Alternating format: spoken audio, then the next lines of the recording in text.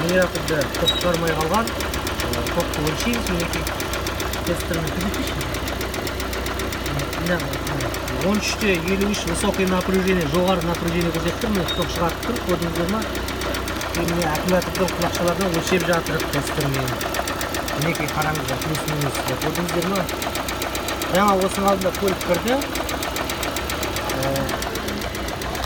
Ток шықпай қалған көлікте. Ток шықпай нагрузка болып, міне қараңыздар, приора машина. Бірде алты объемда. Мінекей қараңыз. Мына ремендер босап кеткен.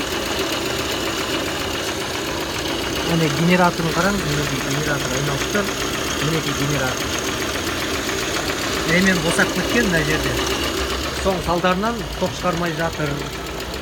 Егер де сіздің көлігіңізде осындай ток шығармай қалып жатырса, әуелі ремень тексеріп көріңіз механикалық жағынан. Немесе мынандай ток өлшейтін мультиметріңіз болса, ток өлшейтін тестеріңіз болса, аны өлшеп көріңіз былай.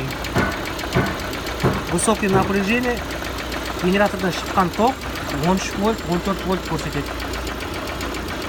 Мінекей қараңыз.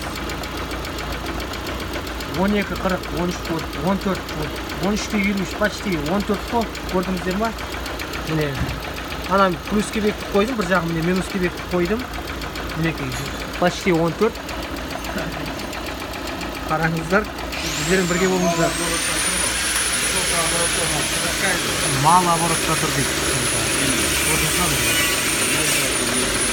Ременді тартқаннан кейін ток орнады. Біздермен бірге ешінен мереке.